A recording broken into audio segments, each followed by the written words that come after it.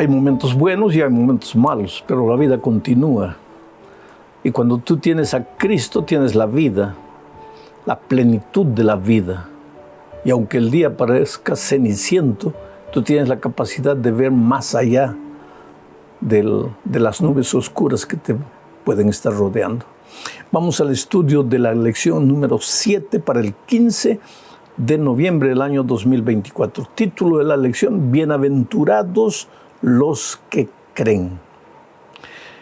El propósito de esta lección es mostrar que Jesús no tenía miedo de mencionar personas que eran capaces de dar testimonio de él, de su misión redentora. E inclusive mencionó gente que había muerto, como es el caso de Abraham, por ejemplo. Porque en el libro de Génesis, en el libro de Juan, capítulo 8, versículo 57, Jesús menciona a Abraham de la siguiente manera: Abraham, el padre de ustedes, se gozó en que vería mi día, y lo vio y se gozó. Esto naturalmente desesperó a los líderes judíos. ¿Cómo es que Abraham, que ya murió hace tiempo, puede haber visto el día del Señor Jesucristo? No, algo está mal. Este es un blasfemo, este está loco. Y miren, esto nos lleva a la primera parte del estudio, porque aquí nos remontamos a Abraham. Aquí vamos a ver la reacción de los judíos cuando Jesús dijo que Abraham había creído en él. Leo Juan 8, 53 al 59. Es un poco largo, pero voy a leer el texto. ¿Eres tú acaso mayor que nuestro padre Abraham, el cual murió? Y los profetas murieron. ¿Quién te haces a ti mismo? Respondió Jesús: si yo me glorifico a mí mismo, mi gloria nada es. Mi Padre es el que me glorifica, el que vosotros decís que es vuestro Padre. Pero vosotros no le conocéis, mas yo le conozco. Y si dijere que no le conozco, sería mentiroso como vosotros. Pero le conozco y guardo su palabra. Voy a parar aquí para comentar algo. El Señor Jesús acusó a los líderes judíos, estudiosos de la Biblia de aquel tiempo era el Torá, o el Antiguo Testamento.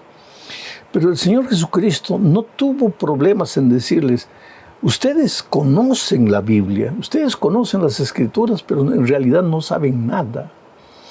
Si ustedes conociesen realmente lo que dice las Escrituras, no quedarían asustados porque dije que Abraham creyó en mí.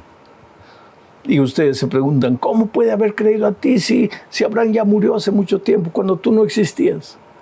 Y él dice: es que yo no soy yo, apenas un ser humano, el que ustedes están viendo. En otra ocasión dijo: mi Padre y yo somos uno. Yo estoy aquí, soy el Dios hecho carne. Eso es lo que les estaba diciendo. Pero ustedes no conocen. Yo sí conozco a mi Padre. Ahí está el asunto. Los líderes judíos conocían a Dios en la teoría, pero no lo conocían en la experiencia. Hoy día también los seres humanos corremos el riesgo de conocerlo en la teoría, pero no conocerlo en la experiencia.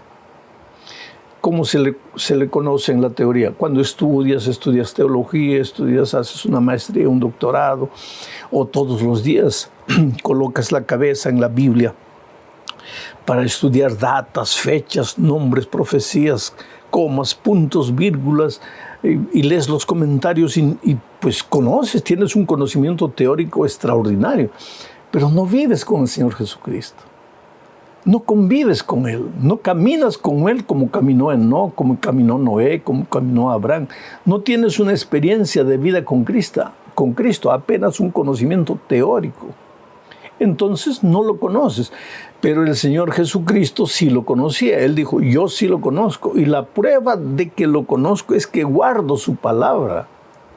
Una evidencia de que conoces al Señor Jesucristo es que guardas su palabra.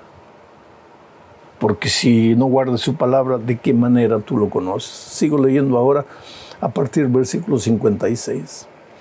Abraham, vuestro padre, se gozó de que había de ver mi día, y lo vio, y se gozó. Entonces le dijeron los judíos, ¿aún no tienes 50 años y has visto a Abraham? Jesús les dijo, de cierto os digo, antes que Abraham fuese, yo soy. No dijo yo era. Antes que Abraham fuese, yo era. No, yo soy. Porque Jesús es eterno. Aquí nuevamente le estaba mostrándole su divinidad. Yo soy eterno, yo soy el Dios hecho carne. El versículo 59 dice, tomaron entonces piedras para arrojárselas. Pero Jesús se escondió y salió del templo y atravesando por en medio de ellos, se fue. Ahora, ¿por qué Jesús afirmaba que Abraham había creído en él? ¿Sabes que Pablo responde esa pregunta en Gálatas 3, 8 y 9? Mira lo que Pablo escribió. Y la Escritura, previendo que Dios había de justificar por la fe a los gentiles, dio de antemano la buena nueva a Abraham, diciendo, en ti serán benditas todas las naciones. De modo que los de la fe son bendecidos en el creyente Abraham. Cuando el Señor Jesucristo le dijo a Abraham que le iba a dar a un hijo, Isaac, y le dijo, en ti serán bendecidas todas las naciones, esa era una profecía que apuntaba al resto de la historia del mundo. Cuando el Señor Jesucristo viniese al mundo y vendría de la simiente de Abraham, cuando el Señor Jesús viniese al mundo, en el Señor Jesucristo, toda la humanidad sería bendita. ¿De qué manera? Pues todos somos salvos en Cristo. Si Cristo no hubiera venido, todos estaríamos perdidos, pero ahora todos somos benditos porque todos podemos encontrar la salvación en el Señor Jesucristo. Oh querido, esta primera parte nos desafía a buscar al Padre y tener una experiencia de vida con Él, una experiencia de comunión diaria con Él. Nos desafía a que nuestro conocimiento de Jesús no sea apenas teórico, sino que sea un conocimiento experimental de vida cada día, a través del estudio de la palabra de Dios, a través de la oración permanente en todo tiempo, relacionando todo lo que hacemos durante el día con Dios, y a través de la testificación, o sea, buscando una persona para traerla a Jesús. Cuando hacemos esas tres cosas, estamos caminando con Dios, estamos experimentando la presencia de Jesús en nuestra vida. Vamos ahora a la segunda parte, el testimonio de María. ¿De qué María? María, la mujer pecadora, que un día se arrepintió, un día fue conquistada por el amor del Señor Jesucristo. Una mujer que fue capaz de ver al Señor Jesucristo muriendo por ella y por eso lo ungió. Leo Juan 12, 7 y 8, dice, entonces Jesús dijo, déjala, para el día de mi sepultura ha guardado esto, porque a los pobres siempre los tendréis con vosotros, mas a mí no siempre me tendréis. Voy a contar un poco el contexto de esta historia. El Señor Jesucristo fue invitado a la casa de Simón a una cena especial donde había gente importante, había muchos líderes de renombre. El Señor Jesucristo estaba ahí y María, que era sobrina de Juan, de Simón, también estaba por ahí. María había tenido una vida de pecado, una vida triste, porque el pecado arruina, el pecado invierte los valores, el pecado te hiere. Y aunque cuando llega la salvación a ti y Jesús te perdona y te transforma, las cicatrices del pecado están ahí para siempre en tu vida. Cuando María vio al Señor Jesucristo, no lo vio solamente como el invitado a la fiesta de Simón. lo vio como el Señor Jesús, que moriría por ella en la cruz del Calvario. Entonces tomó un frasco de perfume carísimo y lo ungió a Jesús con ese perfume. Entonces dice el texto que Judas, que era el tesorero del grupo, se levantó y dijo: Maestro, ¿por qué estamos desperdiciando este perfume carísimo? Podríamos venderlo y darlo a los pobres. Si era realmente que él quería dar ese dinero a los pobres, o quería aprovecharse de ser el tesorero para agarrar un poco de dinero para él, no sabemos. El texto bíblico no dice. Pero que él, Judas, no tenía la capacidad que María Magdalena tuvo de ver al Señor Jesucristo como el Mesías que moriría en la cruz. Eso sí era verdad. Judas no tuvo esa capacidad. María sí. María, cuando ungió al Señor Jesucristo, ese ungimiento con perfume, con bálsamo, se hacía con los cadáveres, con las personas muertas, antes de que fueran enterradas. O sea, María, al ungir al Señor Jesucristo, estaba expresando su fe en que ese Cristo que estaba ahí vivo en ese momento moriría para salvarla a ella del pecado. Por eso la ungió. Y cuando la gente reclamó, Jesús dijo: entonces déjenla. Ella me está preparando para la tumba. Voy a leer el texto de nuevo para que veas lo que dijo el Señor Jesucristo. Entonces Jesús dijo: déjala. Para el día de mi sepultura ha guardado esto. Para el día de mi sepultura ha guardado esto, pero no esperó que muriese, sino que lo ungió en vida. Esto nos enseña una lección. Los grandes discursos que quisieras dar algún día por alguna persona, tu padre, tu madre, dáselos mientras están vivos. Porque cuando mueran, ya no escuchan, ya no saben, ya no se enteran de nada. Si tienes que perdonar a alguien, perdona ahora. Si tienes que decir a alguien que lo amas, díselo ahora. Si tienes que decir a alguien de tu admiración, díselo ahora que está vivo, no cuando esté muerto. María podría haber esperado que Jesús muriese para ungirlo, lo ungió en vida. Y hoy día la historia de María se cuenta, a donde el Evangelio es predicado, se cuenta la historia de María. Una mujer pecaminosa que tuvo la capacidad de ver al Señor Jesucristo como el Salvador del mundo. ¿Por qué? Tal vez porque fue pecadora. Tal vez los pecadores que besaron el polvo, que comieron la miseria de esta vida, que conocen el otro lado horrible de la vida lejos de Cristo, tal vez ellos tengan la capacidad de entender quién es Cristo, de entender qué sería de la vida de ellos sin Cristo. Qué cosa extraordinaria. Vamos a la tercera parte del estudio bajo el título de El testimonio involuntario de Pilato. Oh, querido Pilato, no creyó porque no quiso, porque evidencias tuvo. Hasta la esposa, en la víspera de la muerte del Señor Jesucristo, le dijo: he tenido un sueño, no debes tocar a ese hombre. Pero Pilato no aceptó. Pero por la presión social, por el cargo que tenía, hay mucha gente que no acepta al Señor Jesucristo por esas mismas presiones. Porque ¿qué dirá mi familia? Porque perderé el trabajo, porque me pasará esto, porque me pasará aquello, porque ¿qué dirán mis amigos? Presiones. Y aunque involuntariamente, él también testificó de Jesucristo.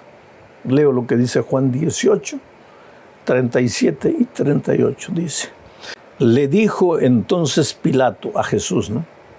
Luego, ¿eres tú rey? Respondió Jesús: tú dices que yo soy rey. Tú, Pilato, dices que yo soy rey. O sea, Pilato sin querer estaba diciendo, afirmando que Jesús era rey. No estaba simplemente preguntando. En el fondo, él sabía que Jesucristo era el rey de los judíos, no el rey físico, el rey espiritual. Pilato tuvo una vislumbre de la naturaleza divina de Cristo, pero no se rindió, no se entregó. Sigo leyendo. Tú dices que yo soy rey, fue la respuesta de Jesús a Pilato, y siguió diciendo, yo para esto he nacido, y para esto he venido al mundo, para dar testimonio de la verdad. ¿Te das cuenta?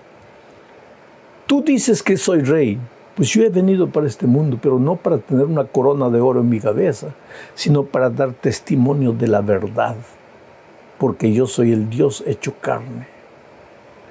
Todo aquel que es de la verdad oye mi voz. ¿Qué le estaba diciendo a Pilato? Le estaba haciendo un llamado. Oh Pilato, si tú eres un hombre que amas la verdad, vas a oír mi voz. Vas a venir a mí, te vas a entregar. Vas a aceptar que yo soy el Mesías que vino a morir por tus pecados. El versículo 38 dice, le dijo Pilato, ¿qué es la verdad? Miren, Jesús estaba hablando de él como la verdad. Pilato va a la teoría, porque así son los hombres. Yo conocí una persona que me decía preguntas y preguntas y preguntas. Quería hacerme caer con las preguntas. Pero en realidad, en el fondo de su corazón, él quería tener un encuentro con Cristo, pero tenía miedo. Y entonces se escondía atrás de las preguntas. Pilato también aquí se esconde atrás de la pregunta. ¿Qué es la verdad? Y cuando hubo dicho esto, salió otra vez a los judíos y les dijo, yo no hallo en él ningún delito. ¿Por qué? En el fondo, porque yo sé que él es el rey. Porque yo sé que él es la verdad. Yo no encuentro delito en él. Y a pesar de todo, Pilato no se entregó. Yo te pregunto a ti, ¿qué estás esperando para entregarte al Señor Jesucristo? Tú puedes decir, yo miro sus programas porque me gusta escucharlo. No te gusta escucharme. Tú estás buscando al Señor Jesucristo. Y el Señor Jesucristo está tocando la puerta de tu corazón hace mucho tiempo. ¿Qué esperas para bautizarte? ¿Qué esperas para unirte a la iglesia y servir a Dios? ¿Ya pensaste que tú podrías ser un tremendo predicador del Evangelio? Pero no puedes serlo, porque primero tienes que entregarte al Señor Jesucristo. Vamos a la cuarta parte de este estudio. El testimonio de Tomás. Y aquí vemos que Dios ama a los incrédulos. Leo Juan 20, 27 al 29. Dice así. Luego dijo Jesús a Tomás, pon aquí tu dedo y mira mis manos, y acerca tu mano y métela en mi costado, y no seas incrédulo, sino creyente.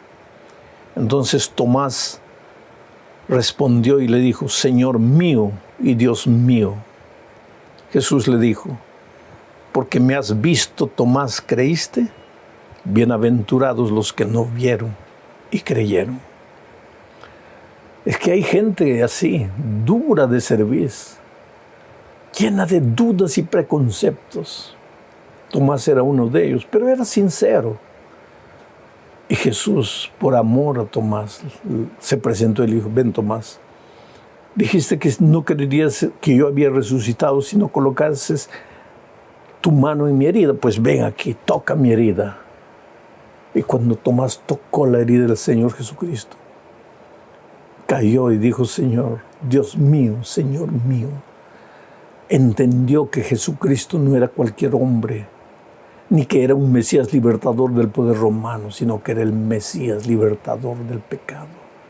Y lo aceptó como su Señor y su Salvador. Yo encontré en Miami un día un hombre ateo, duro, hombre de bastante dinero, que no creía en Dios, no creía en nada, se burlaba de todo.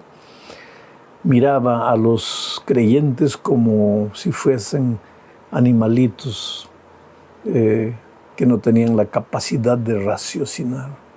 Él, el hombre culto, el filósofo. Pero un día estaba tan triste porque estaba viviendo un drama familiar terrible y salió a la calle para enfriar la cabeza y no sabía qué decisión tomar. Y en el fondo su corazón le decía, solo Dios te puede ayudar, pero él no creía en Dios. Entonces se paró en una esquina de la calle, no había nadie. Levantó los ojos al cielo y dijo: Señor, yo te necesito en mi vida, pero yo no creo en ti.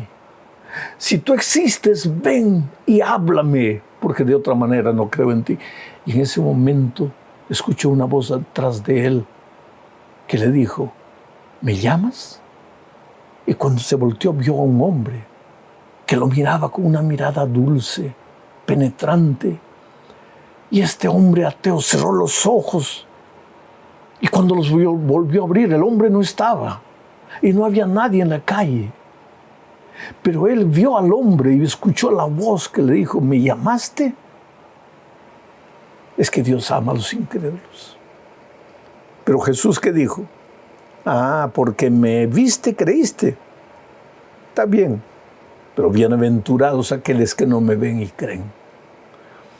Oh querido, ¿tú eres de aquellos que necesita ver al Señor para creer? ¿O de aquellos que puede creer simplemente leyendo su palabra?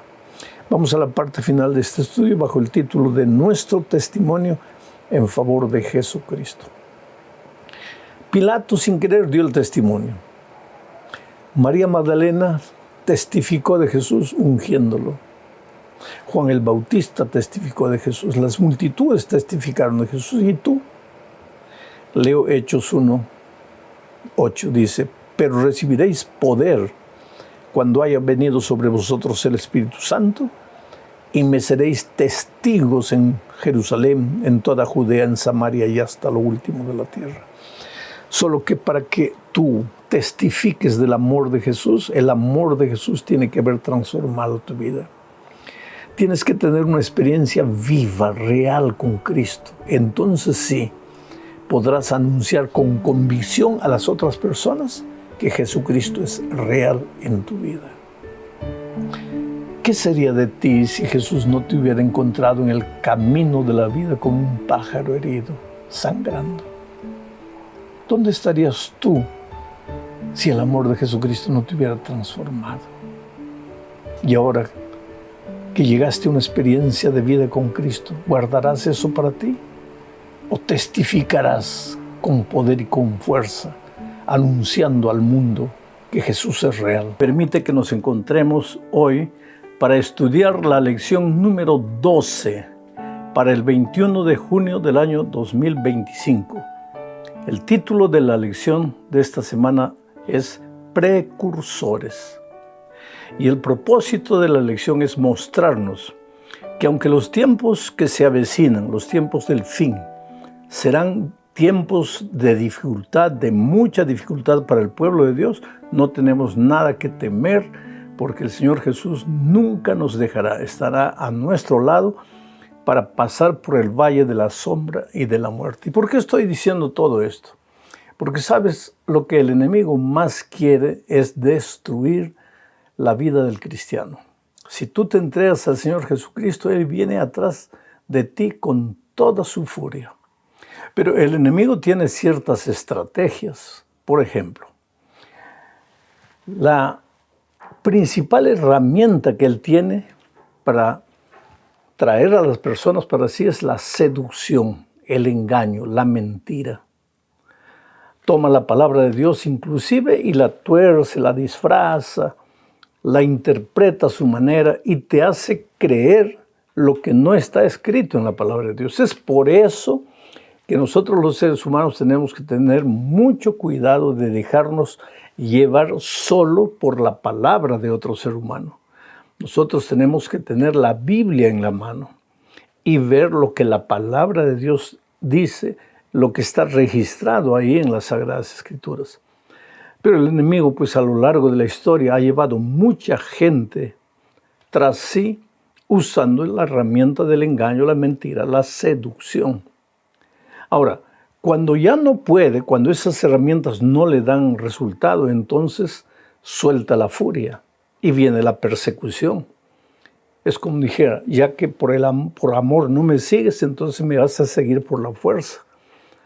Y la Biblia anuncia que en los días finales, los hijos de Dios que quieran ser fieles a la palabra serán obligados a desobedecer. obligados a caminar en contra de la voluntad de Dios. Y esta lección muestra justamente eso. Vamos a la primera parte bajo el subtítulo Daniel 2 y el enfoque historicista de la profecía. Tú sabes que en el capítulo 2 de Daniel se presenta el sueño de Nabucodonosor. Dios le dio un sueño, el rey no recordaba a la mañana siguiente, entonces mandó llamar a los adivinos, astrólogos, nadie podía, los condenó a la pena de muerte, y entre ellos estaba yendo Daniel y sus compañeros. Pero entonces Daniel le dijo a Arioc, el general, ¿por qué nos están llevando si nos han dado la oportunidad de hacer algo? Arioc llevó a Daniel al rey y pues tú conoces el resto de la historia. Dios le reveló a Daniel el sueño del rey. El rey quedó admirado, pero en ese sueño Nabucodonosor había visto una estatua gigantesca cuya cabeza era de oro, los brazos y el pecho de plata, el vientre y los muslos de bronce y las piernas de hierro, solo que en los dedos, en los pies, estaba mezclado hierro con barro. Y esta última parte de la historia, porque cada metal simbolizaba un periodo de la historia, el dominio de un imperio universal, pero al final, en la época de los pies, Dios le reveló a Daniel y se lo dijo al rey, que eso significaba que en los últimos días los reinos no podrían más unirse, no se levantaría más otro imperio universal, sino que las naciones estarían luchando por la supremacía, intentarían juntarse una con la otra a través de matrimonios, de alianzas políticas, pero no sucedería nada, no habría más un imperio universal. Y a lo largo de la historia nosotros vemos que muchas veces los seres humanos, los líderes políticos han tratado de unir de nuevo esos reinos divididos. Carlomagno, Hitler querían formar un imperio universal y no pudieron. En estos mismos días, en nuestros días, la Unión Europea es un esfuerzo para juntar los países, pero es imposible. Un país no quiere, el otro no acepta, en fin, es difícil formar de nuevo un imperio que domine el mundo. Ahora, justamente en estos últimos tiempos es que la profecía anuncia que surgirán tiempos peligrosos para el pueblo de Dios. Entonces vamos a estudiar el subtítulo de la adoración de la imagen. Es el segundo subtítulo. Y en esta parte, pues, viene la historia de los 3 jóvenes hebreos. Leo lo que dice Daniel 3, 17 y 18. He aquí nuestro Dios, a quien servimos, puede librarnos del horno de fuego ardiendo, y de tu mano, oh rey, nos librará. Y si no, sepas, oh rey, que no serviremos a tus dioses, ni tampoco adoraremos a la estatua que has levantado. Bueno, te explico un poco esto. El rey Nabucodonosor, después de la interpretación de su sueño, comenzó a cavilar, a pensar entre sí y llegó a una conclusión muy humana y muy egoísta. En la estatua, que es el desfile de la historia del mundo, yo soy la cabeza de oro. Pero ¿por qué tengo que ser solo la cabeza? ¿Por qué no puedo ser los brazos, el pecho, los muslos, la pierna, en fin? ¿Por qué tengo que ser una parte de la historia? ¿Por qué no puedo ser toda la historia? ¿Por qué no puedo dirigir el único imperio que dominará el mundo para siempre? Entonces mandó levantar una estatua. Y esta estatua que él mandó levantar ya no tenía la cabeza de oro, los brazos y el pecho de plata, nada de eso. Sino que mandó levantar una estatua toda de oro, como queriendo decir, en mi sueño Dios me ha dicho que yo soy solo la cabeza, pero yo quiero ser toda la historia, todo el cuerpo. Y no solo mandó levantar la estatua, sino que mandó que todos los habitantes de Babilonia se arrodillasen, se curvasen ante la estatua. Aquí aparecen los 3 amigos de Daniel, hebreos fieles que conocían bien la ley de Dios, que decía que hay que adorar únicamente al Dios verdadero. Cuando fueron amenazados de muerte, pues ahí acabo de leer la respuesta de los jóvenes. No, Señor, nosotros vamos a adorar únicamente a Dios. Y si tú quieres matarnos, rey, puedes hacerlo, pero así mismo no te vamos a adorar, no nos vamos a encurvar delante de la estatua, vamos a adorar únicamente a Dios. Y estos jóvenes son símbolos del pueblo de Dios de los tiempos finales. Cuando, como ya te dije, el diablo, al ver que con la seducción trae mucha gente, pero hay un grupo, un remanente fiel a Dios que estudia la palabra y quiere obedecer a Dios, entonces va a soltar la persecución sobre ellos. Vamos a ser obligados. Y esto es lo que nos lleva a la tercera parte, otra imagen y la orden de adorarla. Pues así como los jóvenes hebreos fueron condenados a muerte por no adorar a la estatua, el pueblo de Dios también en los tiempos del fin será condenado a muerte por no adorar a un poder que le obliga a ser adorado. Voy a leer lo que dice Apocalipsis capítulo 13, versículo 15. Mira, y se le permitió infundir aliento a la imagen de la bestia, para que la imagen hablase e hiciese matar a todo el que no la adorase. Mira, el estudio de esta semana no es Apocalipsis 13, pero si tú ves, si lees todo el capítulo 13, entonces verás que hay un dragón, que es la serpiente antigua, que se llama Diablo y Satanás, y que Juan en la visión de Apocalipsis 13 ve salir del mar a una bestia. Bestia no es una expresión peyorativa. Bestia en la profecía es poder. Ese poder es tremendo. Ese poder hace maravillas. Pero después Juan ve salir de la tierra otra bestia que simboliza a un país, a un poder político. La primera bestia simboliza un poder político y religioso. Y este poder político y religioso le da fuerza a la segunda bestia y hace que se le edifique una imagen, igualito que en los tiempos de Nabucodonosor, y obliga a que todos adoren a esta imagen. Por eso digo que la historia de los 3 jóvenes hebreos es como un símbolo profético de lo que sucederá con el pueblo de Dios en los últimos tiempos. Llegará un momento. Hoy día parece difícil, ¿sabes? Porque tú sabes que hay libertad para todo. Hoy día se defiende a las minorías como una ideología. Si se defiende a todos, ¿cómo se puede pensar que un grupo de cristianos, por obedecer a Dios y especialmente por guardar el sábado, sea perseguido? Hay mucha gente que no entiende eso.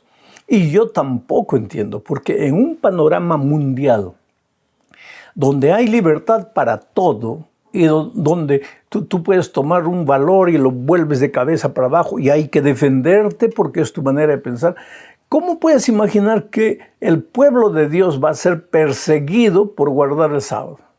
Parece difícil, pero la profecía lo dice. Y si la profecía lo dice, se cumplirá. Porque te digo una cosa, a lo largo de la historia hay muchas profecías que cuando fueron pronunciadas parecían que nunca se cumpliría. Y sin embargo la historia, el tiempo, probó que esa profecía tenía razón. Y esta profecía también tiene razón. Y aunque hoy parezca difícil, se va a cumplir. Esto nos lleva a la cuarta parte de nuestro estudio, hablando de la persecución a la iglesia primitiva. ¿Por qué fue perseguida la iglesia primitiva? Cuando hablo de la iglesia primitiva, estoy hablando de la iglesia que estableció el Señor Jesucristo en sus días y que pasó al primer siglo, al segundo siglo, al tercer siglo. La iglesia fue perseguida. ¿Por qué razón? Leo Hechos capítulo 12, versículo 1. Dice así: en aquel mismo tiempo El rey Herodes echó mano a algunos de la iglesia para maltratarles y mató a espada a Jacobo, hermano de Juan. Y viendo que esto había agradado a los judíos, procedió a prender también a Pedro. Así que Pedro estaba custodiado en la cárcel, pero la iglesia hacía sin cesar oración a Dios por él. Es interesante, ¿por qué la iglesia de Dios fue perseguida en el primer siglo? Sucede que cuando Cristo estuvo en la tierra, guardó el sábado. Hizo milagros en sábado para mostrar que el sábado no es un día de cruzarse los brazos, sino que es un día de salvación, es un día de adoración. Por eso hizo muchos milagros en el sábado. Pero el sábado él iba a la sinagoga, guardaba el sábado, como todo buen judío, porque él era un judío. Pero no era solo un judío, era el Señor Jesús. Dios hecho carne en la persona del Señor Jesucristo. Entonces, su iglesia, después que él ascendió al cielo, siguió guardando el sábado. Pero entonces el pueblo judío se rebeló contra el poder político de Roma y los romanos comenzaron a perseguir a los judíos. Solo que en las ciudades no vivían solo los judíos, vivía mucha gente que no era miembro del pueblo judío. Eran ciudades cosmopolitas. Y los soldados romanos preguntaban, pero ¿y cómo vamos? Llegamos a una ciudad, ¿cómo vamos a saber quién es judío, quién no es judío? Entonces alguien dijo, es fácil identificar a los judíos porque ellos guardan el sábado. Solo que no eran solo los judíos que guardaban el sábado todos los seguidores de Jesús, que se iban multiplicando extraordinariamente. Pero como la persecución vino sobre los judíos que guardaban también el sábado, entonces muchos cristianos empezaron a ser confundidos con los judíos por guardar el sábado. Y la persecución también vino para la iglesia cristiana. Entonces surgió la idea en algunos, oye, ya que estamos siendo confundidos con los judíos por guardar el sábado, ¿por qué no guardamos el domingo en homenaje a la resurrección de Cristo? Y fue así que comenzaron los primeros guardadores del domingo, que se llamaban cristianos, pero por evitar la persecución comenzaron a guardar el domingo. Después esto es largo, esto va avanzando con los años.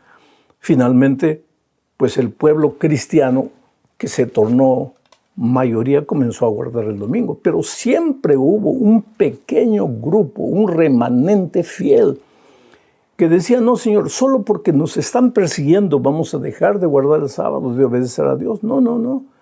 Y ellos comenzaron o continuaron guardando el sábado a pesar de la persecución. Y es por eso que el pueblo de Dios en los últimos tiempos también continuará guardando el sábado a pesar de las dificultades que encuentre para eso. Y todo esto nos lleva a la última parte del estudio, que es la marca de la bestia. Mira lo que dice Apocalipsis 14, capítulo 13, versículos 16 y 17. Leo. Y hacía que a todos, pequeños y grandes, ricos y pobres, libres y esclavos, se les pusiese una marca en la mano derecha o en la frente, y que ninguno pudiese comprar ni vender, sino el que tuviese la marca o el nombre de la bestia o el número de su nombre. Vuelvo a repetir, nuestro estudio esta semana no tiene que ver con Apocalipsis 13, sino que tiene que ver con el hecho de que, así como en el Antiguo Testamento, hijos fieles de Dios como Daniel, sus amigos, fueron perseguidos por causa de su fe, en los últimos tiempos también hijos de Dios que quieren ser fieles serán perseguidos. Y aquí se habla de la marca de la bestia. Interesante que en la Biblia se habla del sello de Dios y después se habla de la marca de la bestia. ¿Cuál es el sello de Dios? Ezequiel capítulo 20, versículos 12, versículo 20, es claro en decir que el sello de Dios es el sábado. Ahora, alguien un día me dijo, no, el sello del Dios es el Espíritu Santo. No, querido. El Espíritu Santo es el sellador, el que coloca el sello. Pero el sello es el sábado. Pero así como el pueblo de Dios recibe el sello de Dios, y en Apocalipsis capítulo 7, nosotros vemos a los ángeles conteniendo la destrucción final que viene sobre el mundo, y un ángel dice, no suelten todavía los vientos, porque hasta que el pueblo de Dios sea sellado. ¿Y cómo va a ser sellado? Por el Espíritu Santo, pero va a ser sellado por su obediencia al día de reposo, que es el sábado, como la Biblia lo indica. Mientras eso, la bestia que sube de la tierra, la bestia que sube del mar, se juntarán. ¿Para qué? Para mandar sellar a su pueblo con la marca de la bestia. Ahora, si el sello de Dios es el sábado, ¿cuál sería la marca de la bestia? Sería cualquier otro día que no es el sábado. ¿Tú te das cuenta lo que hay por detrás de esto? Y en los tiempos finales, dice el texto que acabo de leer, y si tú sigues leyendo Apocalipsis 13 vas a ver eso, solo podrá comprar y vender el que tiene la marca de la bestia. O sea, el pueblo de Dios llegará un momento en que no podrá ni comprar ni vender. Ahora, tú te puedes decir, pero pastor, eso hoy día parece una fantasía, manía de persecución. No, querido, es profecía. Y la profecía, aunque tú no creas hoy, cuando llegue el momento oportuno se cumplirá. Ahora, esto no es para mirar al futuro con desesperación, pensando, ¿qué va a ser de mí? No, querido. Dios cuidará de ti. Él nunca te va a dejar. Tú vas a estar siempre en sus manos protectoras. No temas. Entrégale tu vida a Jesús hoy. Vive con Jesús hoy. Y enfrenta lo que tenga que venir en el nombre de Dios.